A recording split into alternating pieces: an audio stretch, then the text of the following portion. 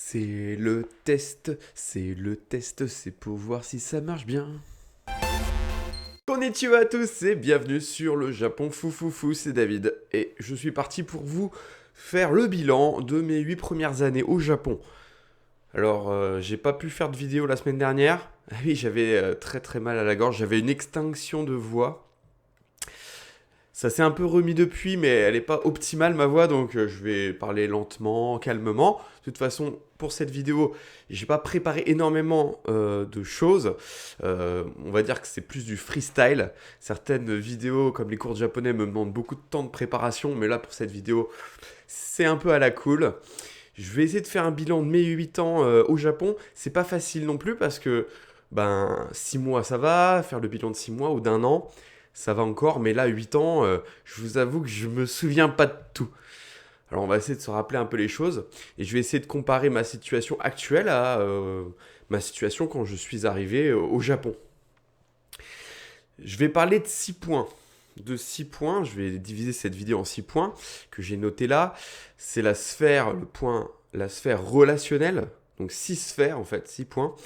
Relationnelle, professionnelle, la sphère loisirs et détente, la sphère financière, la sphère physique et la sphère développement personnel. Je vais, avant de commencer à parler de tout ça, vous faire juste un petit briefing sur ma situation actuelle.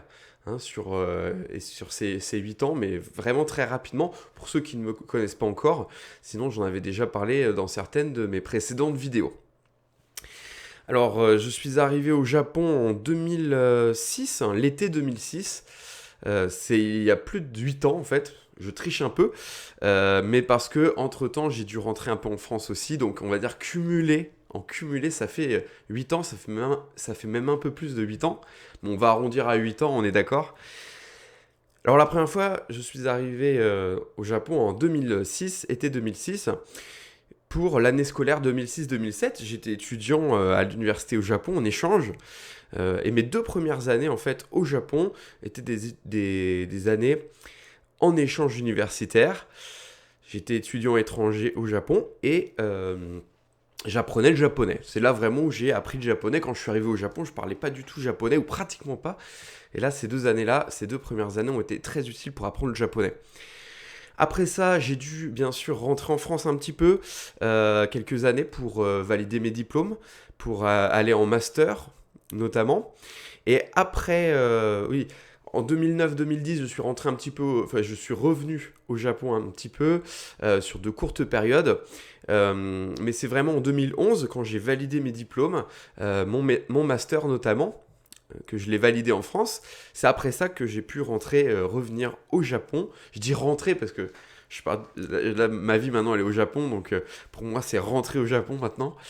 En fait, je suis retourné donc au Japon en 2011 de manière beaucoup plus définitive pour y trouver un travail.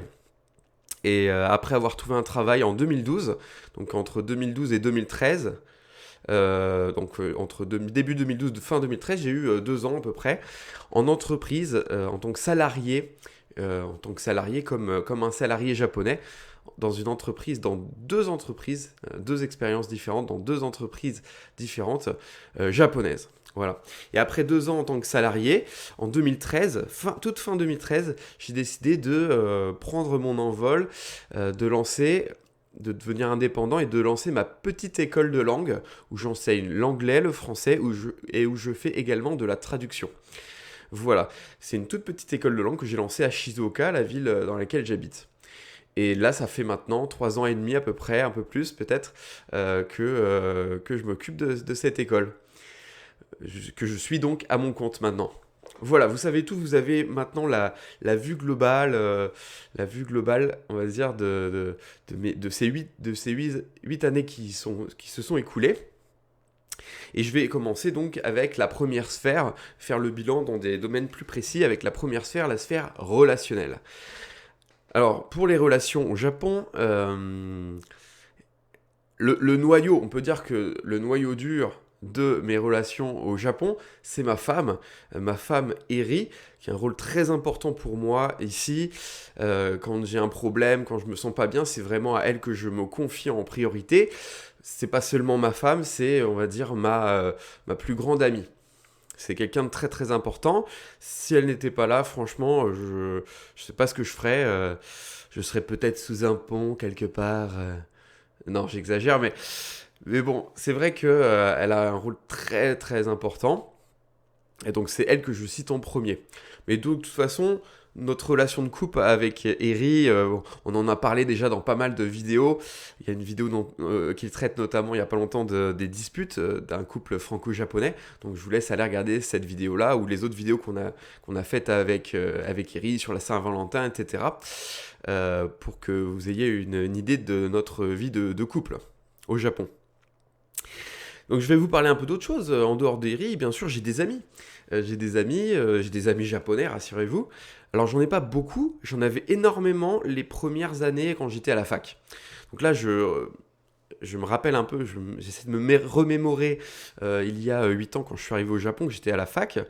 C'est vrai qu'à la fac, c'est très facile de se faire des amis. Alors c'est pas forcément des super amis à qui tu vas pouvoir dire tout ce que tu veux. Mais pour s'amuser, pour aller au karaoké, aux soirées, tout ça, aux soirées étudiantes, c'est super. C'est très facile de se faire des amis au Japon. En tout cas, c'était très facile dans mon cas. J'ai pas eu de soucis à ce niveau-là. Et puis, après, quand on rentre dans la vie active, dans le monde du travail, c'est beaucoup plus compliqué. Notamment au niveau du temps, parce que j'en parlerai tout à l'heure de ça. C'est vrai que on garde quelques amis importants, mais bon, quelques amis seulement, ils se comptent sur le bout des doigts évidemment, mais le plus important c'est pas d'avoir énormément d'amis, c'est d'en avoir quelques-uns, de vrais amis. Mais j'avoue que le gros problème quand même avec les Japonais, c'est de pouvoir parler de sujets délicats ou des choses très personnelles. On a tendance à faire très attention à ce qu'on va dire. Alors peut-être pas au début, mais après, en comprenant mieux la culture japonaise, on fait plus attention. Et il y a quelques murs, il y a un blocage. On peut pas parler librement à un ami japonais, comme on le ferait avec un ami français. Donc à ce niveau-là, c'est vrai qu'il y a un manque à ce niveau-là. C'est vrai. Et pour combler ce manque, j'ai quand même des amis français, enfin surtout un ami français que vous connaissez sûrement, qui s'appelle Mathieu, qui habite également à Shizuoka, que je vois régulièrement. Ça arrive qu'on se fasse des petites soirées jeux vidéo entre mecs, c'est très important aussi, cette relation-là, et puis de pouvoir comme ça parler librement, parce qu'il est français aussi, de divers problèmes culturels ou non que je peux avoir au Japon. Et sinon, moi, j'ai eu d'autres très bons amis francophones, français, notamment Gérald, qui lui, malheureusement, a dû rentrer en Martinique, enfin, a fait ce choix de rentrer en Martinique. Gérald, qui avait une chaîne YouTube, un Martiniquais au Japon, que vous connaissez peut-être. Eh bien, beaucoup d'entre vous me posent la question, qu'est-ce qu'il est devenu Gérald? Maintenant, vous le savez, il est rentré, il a décidé de rentrer en Martinique. Il a également fait le choix de supprimer sa chaîne. C'est un choix qui peut être compliqué à comprendre. Moi, ça m'a surpris, ça peut peut-être vous surprendre, mais je pense qu'il faut respecter ce choix. Il a décidé vraiment de changer de cap. Sur la fin, il ne se sentait vraiment pas bien au Japon. Il a fait le choix de rentrer en Martinique, de démarrer une nouvelle vie. Et je pense qu'il est très heureux maintenant. Certains ne comprennent peut-être pas son choix, mais c'est vrai que ça peut surprendre. Ça m'a surpris également. Mais je pense qu'il faut respecter son choix. Il a ses raisons. Moi, je ne sais pas tout non plus. Il a ses raisons. Il faut lui faire confiance là-dessus. Il a ses raisons. Et s'il a fait ce choix, c'est que c'est pas pour rien. Il faut le respecter. Et le plus important, c'est que maintenant, il soit heureux dans sa nouvelle vie, et je pense que c'est vraiment le cas. Donc on ne peut lui souhaiter que du bonheur. Voilà. Donc j'ai eu des amis comme Gérald aussi, mais qui sont malheureusement, ou heureusement, je ne sais pas, ça dépend dans quelle position on se place, qui sont rentrés. Mais ma meilleure amie, ça reste ma femme, parce que, et je vais en parler maintenant, dans la deuxième sphère, loisirs et détente, le temps est compté. Le temps est compté. Attendez, non, la sphère loisirs et détente, c'est après. Je dois vous parler de la sphère professionnelle. D'accord. Donc la sphère professionnelle, et la loisirs détente, on garde ça pour tout à l'heure. D'abord le travail et ensuite le réconfort. Donc pour ce qui est de la sphère professionnelle, J'ai eu ces 2 premières années d'expérience en entreprise au Japon. C'était très très dur, je vous le cache pas, très très dur. Ce qui m'a poussé au final à lancer ma propre entreprise plutôt que prévu. Parce que vraiment, à plein de niveaux, le rapport à la hiérarchie qui est très différent de la France, très codifié, extrêmement codifié, vous pouvez l'imaginer, j'en ai parlé dans plusieurs autres vidéos, j'en reparlerai encore dans d'autres. Des mots à utiliser spécifiques en japonais, même si je parlais bien japonais quand je suis rentré en entreprise, eh bien... je connaissais pas forcément le vocabulaire adapté, je l'ai appris en travaillant avec les japonais. Donc ça a été très utile à ce niveau-là, j'ai appris beaucoup de choses, mais c'était vraiment dur, c'était vraiment l'apprentissage à la dure, en tout cas c'était le cas pour moi. À cause des relations et aussi à cause du temps de travail. Le temps de travail qui est bien plus important qu'en France. Le code du travail japonais qui protège beaucoup moins, je pense, les salariés qu'en France. On est loin des 35 heures. Alors officiellement c'est 40 heures au Japon, mais les Japonais font quotidiennement, pratiquement quotidiennement, des heures supplémentaires, ce qui fait qu'on atteint très rapidement 50, 60 heures par semaine, si ce n'est pas plus.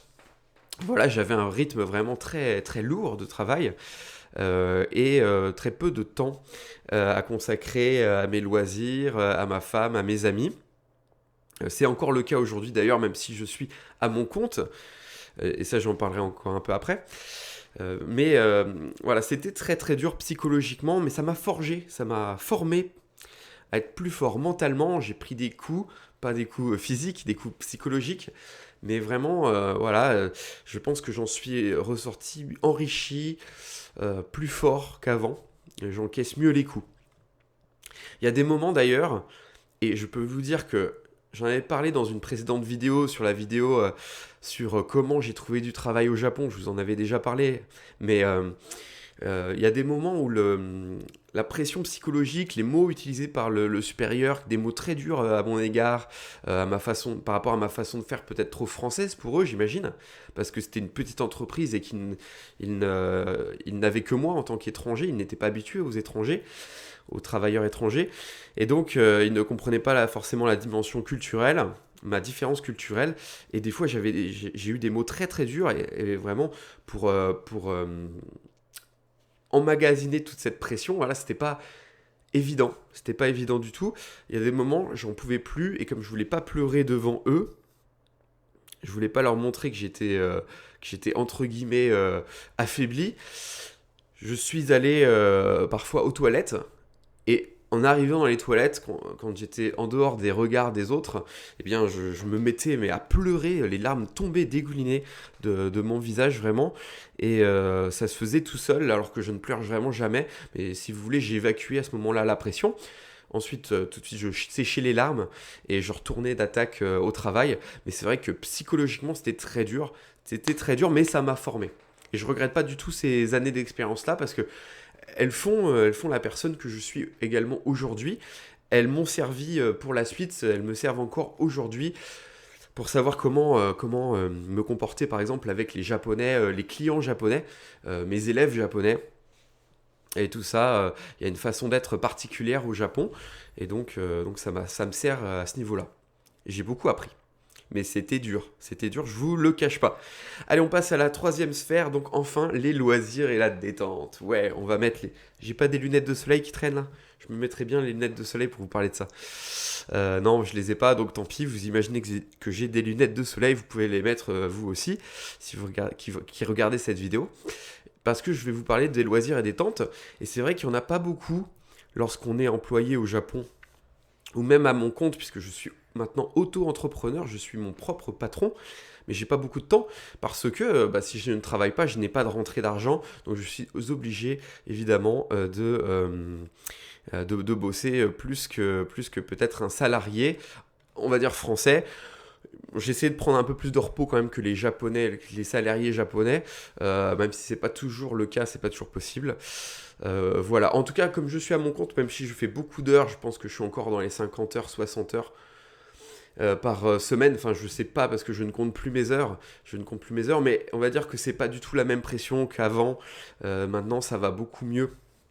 à ce niveau-là, parce que j'ai pas de supérieur hiérarchique vraiment, véritablement. Donc, ça veut pas dire que je peux faire tout ce que je veux, que je peux faire n'importe quoi. Non, évidemment, j'ai des élèves, il y a des entreprises qui vont me demander du travail, des choses à faire, et donc j'ai des dates à respecter, etc., des dates limites à respecter, j'ai des choses comme ça, évidemment, évidemment, mais j'ai pas de supérieur au quotidien hiérarchique, donc ça va mieux à ce niveau-là. Donc mes heures de travail, même si elles sont nombreuses, je ne les ressens pas de la même manière aussi fortes que quand j'étais salarié.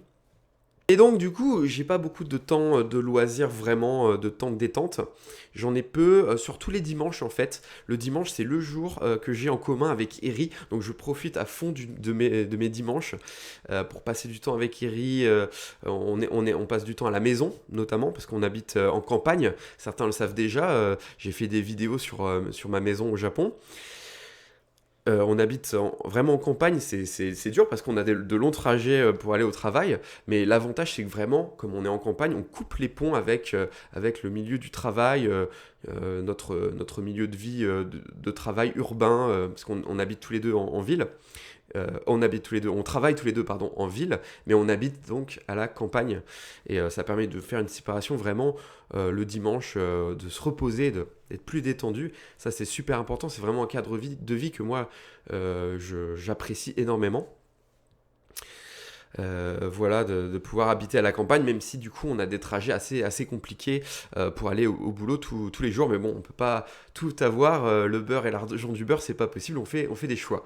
Donc les dimanches, soit on est à la maison, on passe du temps avec le chat, on regarde des films, des dramas, on va aussi se balader, on va beaucoup se balader, faire une petite promenade, voilà, euh, en pleine nature, ou on va faire un peu de shopping aussi, ça arrive également, pour se changer les idées.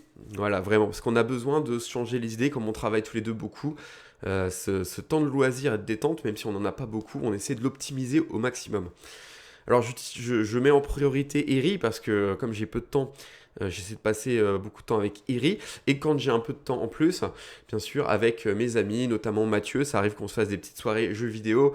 Donc entre mecs, et c'est super agréable, c'est important, très important également. Voilà pour la sphère loisir détente.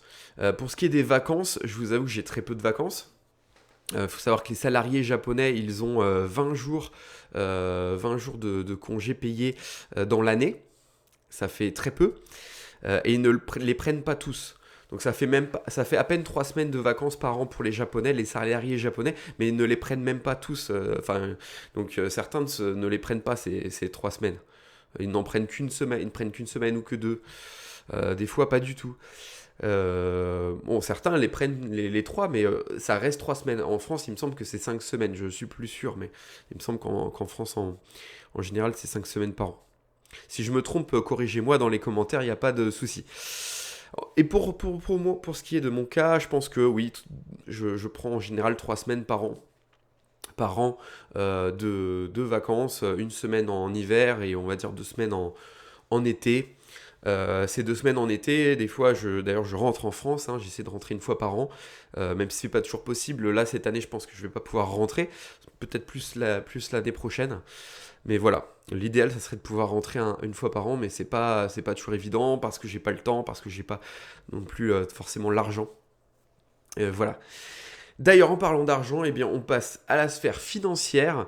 La sphère financière, c'est un problème.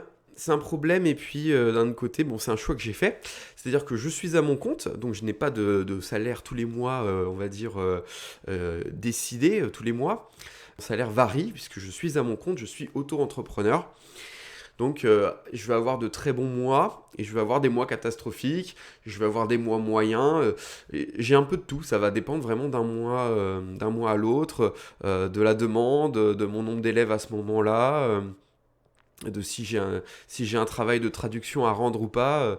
Voilà, c'est plein de choses, puisque je dirige une petite entreprise, donc du coup, ça varie effectivement d'un mois sur l'autre, mais ça, c'est le cas c'est le cas pour tous les entrepreneurs, pour tous les auto-entrepreneurs, pardon, que ce soit au Japon ou en France d'ailleurs. Mais c'est un choix que j'ai fait, ça permet quand même d'avoir une liberté d'esprit un peu plus forte, de pouvoir être à mon compte, ça c'est très important. Psychologiquement, c'est pas la même chose.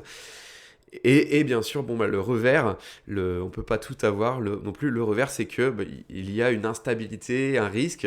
Mon salaire tous les mois n'est pas le même. Et quand je prends des vacances, je ne suis pas rémunéré évidemment pendant ces vacances-là. Donc du coup, c'est vrai que j'ai tendance à bosser, parfois même pendant mes jours de repos. Des fois, ça m'arrive de bosser. Pas le dimanche, puisque le dimanche, je vous l'ai dit, là je me focalise pour passer du temps avec Eri, mais sinon je me retrouve toujours un peu à bosser quelque part, même pendant mes temps de repos, mais parce que je suis toujours en train de réfléchir, de penser à ce que je pourrais améliorer, à ce que je pourrais faire. Et je pense beaucoup à ma chaîne YouTube également d'ailleurs, qui me prend pas mal de temps, qui empiète sur mon temps de loisirs, de détente, et puis un peu sur mon temps de travail également. Je vous avoue que j'essaie de dédier aussi un peu de temps le plus possible. Ça va dépendre d'une semaine à l'autre, mais le plus possible aussi à ma chaîne YouTube. C'est pas toujours facile, mais je le fais avec plaisir pour garder le contact avec vous. Au moins essayer de faire une vidéo par semaine. Quand je peux, j'en fais même deux, mais au moins une vidéo par semaine, j'essaie de garder ce rythme-là. Voilà pour la sphère, en tout cas financière. Peut-être qu'à Tokyo, dans des entreprises internationales, dans des grandes entreprises, ça serait différent. Peut-être qu'ils comprennent mieux les travailleurs étrangers, ils comprennent mieux la dimension culturelle. Et ça aurait été plus facile dans des plus grandes entreprises, puisque mes expériences étaient vraiment dans des petites entreprises. C'est possible, mais j'ai pas envie de vivre à Tokyo. Tokyo, c'est très bien pour le tourisme, mais y vivre au quotidien, c'est pas trop mon truc. Je préfère une ville de la taille de Shizuoka, qui est une beaucoup plus petite ville, entre guillemets, parce qu'il y a quand même 700 000 habitants, mais c'est plus petit. D'ailleurs, j'aimerais bien vous faire une visite de la ville, un peu du centre-ville, un de ces quatre, avec une caméra, une action caméra que j'embarquerai, et ça pourrait être sympa de faire une vidéo là-dessus. Dites-moi en commentaire si ça vous intéresse ou pas. Si vous êtes partant pour une petite balade en centre-ville de Shizuoka, ça pourrait être sympa. Que vous voyez un peu dans quel univers je vis. On continue avec la cinquième sphère, la sphère physique. Donc le corps, la santé. Pour ce qui est de la santé, eh bien, je pense être en bonne santé, même si c'est vrai, comme je travaille beaucoup, j'ai tendance les jours de repos à tomber malade. Globalement, je suis quand même en très bonne santé, je pense, j'espère en tout cas, même si là j'ai une petite extinction de voix qui n'est pas encore tout à fait rétablie. Et je ne sais pas si ça vous le fait d'ailleurs, mais après plusieurs semaines de travail intensif, quand j'ai un jour de repos, bam, ce jour-là, je tombe malade. Parce que je pense que pendant les jours, les semaines où j'avais un projet, où j'avais des objectifs, des dates limites à atteindre, eh bien, à respecter, eh bien, j'avais une certaine pression, j'étais concentré sur mon travail, et mon corps, automatiquement, faisait en sorte que je ne tombe pas malade. Et le jour que j'ai de repos juste après ça, où je peux vraiment décompresser, eh bien là, bam, je tombe malade. Ça me le fait récemment assez souvent. Je pense que c'est parce que mon corps vraiment essaie de garder une bonne balance, essaie d'évacuer la pression, et du coup je tombe entre guillemets un peu malade, pas très malade, hein, mais on va dire que ouais, j'ai comme un petit rhume, j'ai un peu de fièvre, mais c'est léger, ça va encore. Qu'est-ce que je peux dire sur la sphère physique également? Je pense que j'ai une nourriture équilibrée. C'est vrai que la nourriture japonaise est très équilibrée, ça m'aide beaucoup, c'est très important. Ça serait pas forcément le cas si j'étais en France, je sais pas. Si je vivais seul, en tout cas, si je vivais seul, je pense que je mangerais pas aussi équilibré que maintenant. Mais ça, c'est parce que bon, Eri aussi m'aide à faire attention à mon alimentation et tout ça. Donc ça, à ce niveau-là, pas de souci. Par contre, le problème, c'est que je manque de sport. Je manque vraiment d'activités sportives. Euh, J'aimerais en faire plus. Je faisais beaucoup de sport, du judo, du basket quand j'étais au collège, lycée et à la fac. Et j'ai complètement arrêté depuis que j'ai commencé à travailler. J'arrête pas de me dire, faudrait que je reprenne le judo, faudrait que je reprenne le basket. J'arrête pas de me dire ça, mais je trouve pas le temps et je n'arrête pas de reporter ça à plus tard. Voilà, il faudrait que je trouve le temps de faire un peu plus de sport. Alors chez moi, ça fait un moment déjà, j'ai acheté des poids. J'ai un peu de quoi faire de la muscu chez moi, donc dès que j'ai un peu de temps, je fais de la muscu, mais souvent je fais deux choses en même temps parce que j'ai pas assez de temps. Du coup, j'essaie d'optimiser mon temps. Je regarde un épisode de Game of Thrones ou de Walking Dead et de The Walking Dead et je fais ma muscu en même temps. En regardant des zombies se faire massacrer, je suis en train de faire ma muscu. Vous imaginez le truc? À la Rambo, quoi. À la Sylvester Stallone. Voilà, ça ne me rigole pas. Voilà, ça peut vous faire rigoler, ça peut être un peu caricatural, je sais, j'en suis conscient, mais c'est comme ça, on essaie de gérer son temps au mieux. Donc voilà pour la sphère physique, et je continue avec la sixième sphère, ce sera la dernière, c'est celle du développement personnel.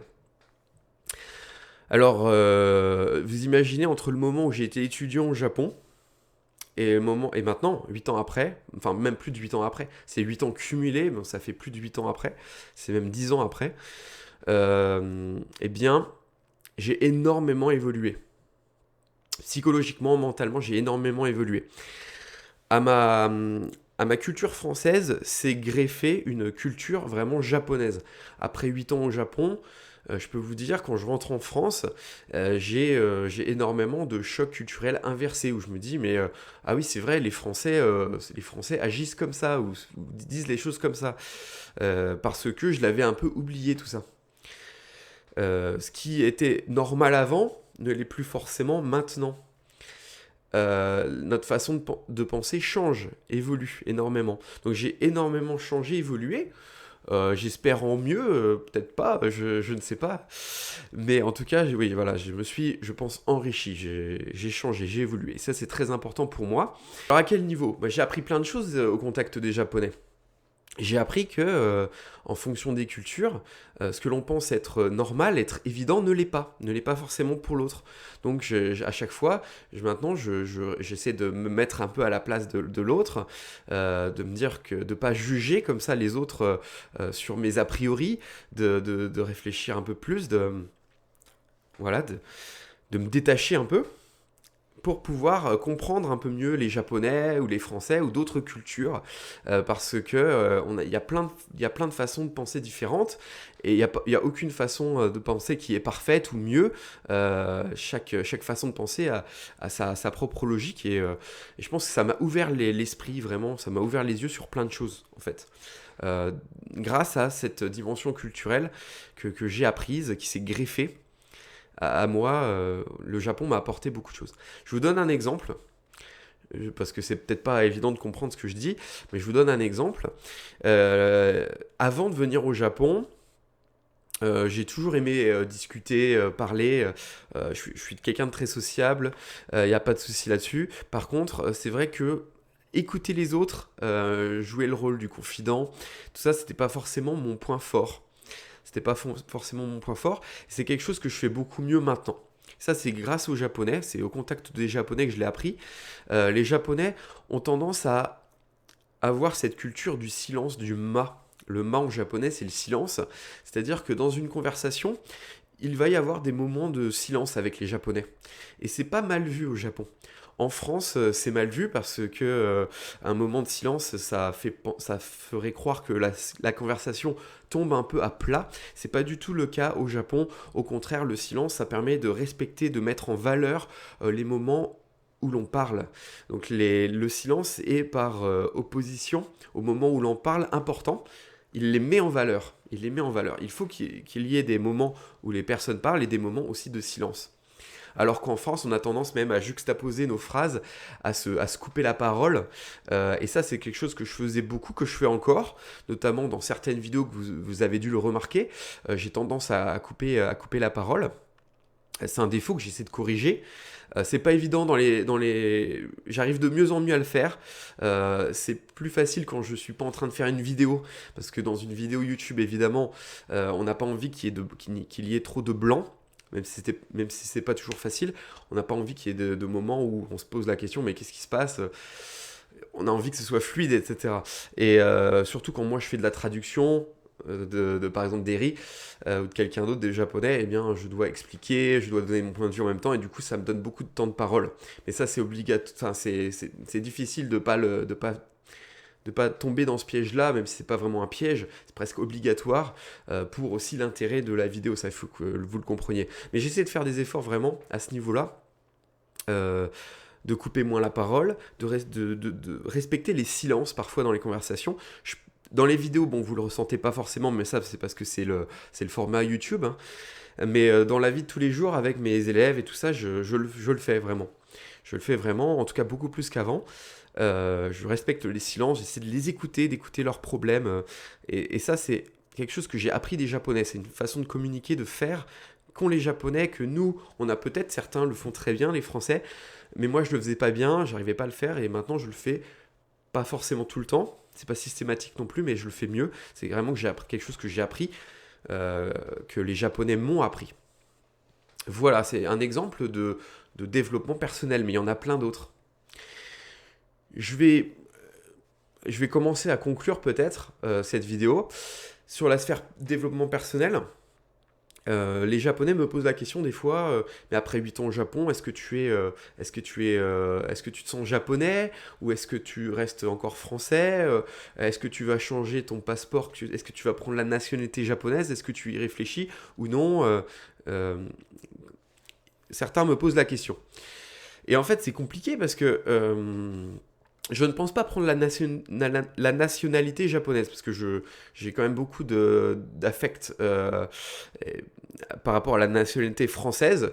Pour moi, je reste quand même, selon moi, je reste quand même français. Mais comme il y a cette dimension culturelle aussi japonaise qui s'est greffée à moi, quelque part, je suis aussi un peu japonais. Je suis devenu un peu japonais. Voilà, j'ai adopté le Japon, enfin plutôt non, c'est le Japon qui m'a adopté. Le Japon m'a adopté. Après 8 ans de Japon, forcément, on en ressort différent. Je ne suis pas le même qu'il y a 8 ans que quand j'étais étudiant. Et donc du coup, je suis par moments très français, par d'autres moments très japonais. Ça m'arrive de me dire, mais là vraiment, je suis devenu japonais. D'ailleurs, j'ai fait une vidéo qui s'appelle en 3 points, je suis tatamisé en 3 points, je sais plus comment c'est le titre exact. Ça fait longtemps hein, cette vidéo. Je referai une vidéo peut-être sur les... Si ça vous intéresse, sur ce qui me fait dire qu'il y a des moments où je me dis, voilà, je me dis, ça y est, je suis devenu japonais. Et à des moments où non, je me dis, mais je ne comprends pas les Japonais. Des moments où je n'arrive pas à comprendre les Japonais, où je suis surpris par la façon de faire des Japonais, même encore aujourd'hui, ça m'arrive souvent, où je ne les comprends pas. Et je me dis, mais non, je suis encore bien français, ça c'est sûr. Mais il y a les deux, en fait, il y a les deux. C'est pas impossible d'avoir les deux. Donc c'est compliqué à expliquer, mais c'est comme ça. Voilà, et j'en suis fier parce que ça fait la personne que je suis aujourd'hui, donc je ne regrette vraiment rien de mon parcours, de ces 8 ans. Pendant ces 8 ans au Japon, je tiens quand même à distinguer 2 périodes. La première période d'euphorie, lorsque j'étais étudiant, où là vraiment tout était rose bonbon, c'était vraiment super. J'avais beaucoup de temps, beaucoup d'amis, je dédiais beaucoup de temps au loisir, à ce qui me plaisait du Japon. Et puis après, une deuxième phase, lorsque je suis retourné en 2011 au Japon, que j'ai commencé à chercher du travail et à travailler dans des entreprises japonaises, où là c'était beaucoup plus dur, où je me suis vraiment rendu compte des différences culturelles, je me suis confronté à des problèmes de société beaucoup plus importants, des choses dont je ne m'étais pas aperçu lorsque j'étais étudiant dans la première période de ma vie au Japon. Et vraiment, c'est cette deuxième partie qui a été très très dure, mais aussi très formatrice, on va dire. Maintenant, je suis, on va dire, dans une troisième période de ma vie où, eh bien, j'essaie de gérer mon temps à ma manière. Au mieux, c'est pas facile, mais je suis auto-entrepreneur. Ça a été vraiment très très dur psychologiquement par moments, je vous le cache pas. Il y a eu de gros moments de déprime. J'ai fait une vidéo là-dessus d'ailleurs. Eh bien, sur vivre au Japon, c'est faire des sacrifices, c'est le titre de la vidéo. Et je vous parlais de justement ces moments où, notamment si je me prends la tête avec Eri, eh bien, je me retrouve vraiment seul parce que, comme je vous l'ai dit, dans la sphère relationnelle, c'est le noyau dur, Eri. c'est à elle que je me confie en priorité. Quand notre relation va pas bien, je me retrouve vraiment seul, ma famille me manque énormément aussi parfois, et donc c'est pas toujours facile. Globalement, j'en suis fier, j'ai pris mes habitudes au Japon, maintenant ça serait dur pour moi de rentrer en France, je vous l'avoue. Ça serait peut-être pas plus facile, même peut-être plus dur de rentrer en France maintenant, tellement j'ai pris mes repères au Japon. Je ne sais pas si je vivrai toute ma vie au Japon. J'espère, en tout cas pour le moment, je me dis que je vais passer toute ma vie au Japon. Je me vois comme ça. C'est comme ça que j'imagine mon avenir, mais c'est pas non plus quelque chose de figé à 100%. Peut-être que je changerai d'avis dans quelques années. Seul l'avenir le dira. Mais en tout cas, comme j'ai vraiment pris mes marques au Japon, vous imaginez après 8 ans, eh bien du coup, moi je m'imagine pas comme ça rentrer en France. En tout cas, pas pour le moment. Et puis surtout, maintenant, j'ai ma vie au Japon, mon travail, ma femme, etc. J'ai plein de choses au Japon, plein d'attaches. Peut-être que j'aurai des enfants un jour, dans quelques années, je ne sais pas. Hein. On commence à y penser, évidemment, mais ça, on verra le moment venu. C'est quelque chose qu'on peut pas décider. Voilà. C'était pour ces 6 sphères: relationnel, professionnel, loisirs, détente, financière, physique et développement personnel. J'espère que vous avez apprécié cette vidéo. Si vous avez envie d'aller au Japon, moi je vous encourage évidemment. Ça me fait un peu marrer parce que des fois certains me disent je vais régulièrement au Japon en voyage. Je suis allé à Nara, à Kamakura, à Nara, à Kyoto, à Hokkaido, à Okinawa, etc. Et moi je me dis, mais je suis plus souvent au Japon, enfin je suis tout le temps au Japon, eux ils sont en France, ils viennent seulement en voyage, mais ils voient davantage le Japon que moi. C'est vrai. C'est vrai, pour profiter vraiment du Japon, l'idéal c'est peut-être d'avoir... il faut avoir les moyens aussi, hein. C'est peut-être d'avoir du temps aussi l'idéal. L'idéal c'est peut-être d'avoir du temps et de venir en vacances au Japon. Certains qui viennent en vacances au Japon ont davantage le temps de visiter le Japon plus que moi, alors que moi je suis au Japon tout le temps, mais j'ai pas le temps, j'ai pas forcément le temps. Ça c'est vraiment quelque chose que j'aimerais bien améliorer dans ma vie, avoir plus de temps. Avoir plus d'argent aussi, c'est sûr, mais aussi mieux gérer peut-être mon temps, avoir plus de temps, parce que le temps c'est très important aussi. L'argent aussi, enfin les deux quoi, les deux. D'avoir une bonne balance entre les deux. Voilà ce que je voulais dire, mais je vous encourage à aller au Japon, que ce soit pour des vacances, que ce soit pour 1 an ou plus. Peut-être que ça va pas vous plaire, peut-être que ça va vous plaire, je ne sais pas. Vous ferez votre choix, mais vous en sortirez forcément enrichi. Et je suis pas en train de dire que le Japon c'est parfait, comme je vous l'ai dit. Il y a des moments durs dans toutes les vies. Dans toute vie, il y a des moments très durs. C'est le cas aussi pour moi au Japon. Il y a vraiment des moments très durs. Mais il faut faire avec. C'est comme ça. Il y a des hauts et des bas. En tout cas, j'essaie de vous faire profiter de mes 8 ans d'expérience sur la chaîne en vous proposant ce qui est super au Japon, mais aussi ce qui va moins bien, les points positifs, les points négatifs, pour vous donner une vision la plus réaliste possible, même si c'est impossible. C'est ma vision subjective, évidemment. On n'est jamais objectif, mais voilà, de vous parler de plein de choses. J'espère que ça vous plaît. Allez, je m'arrête là-dessus, puisqu'on va arriver à 40 minutes de vidéo. Sur ce, moi je vous dis quoi? Je vous dis, abonnez-vous à la chaîne si ce n'est pas encore fait, mettez des pouces vers le haut si vous avez apprécié la vidéo, partagez sur les réseaux sociaux. Je vous dis le mot de la fin, comme d'habitude, matane!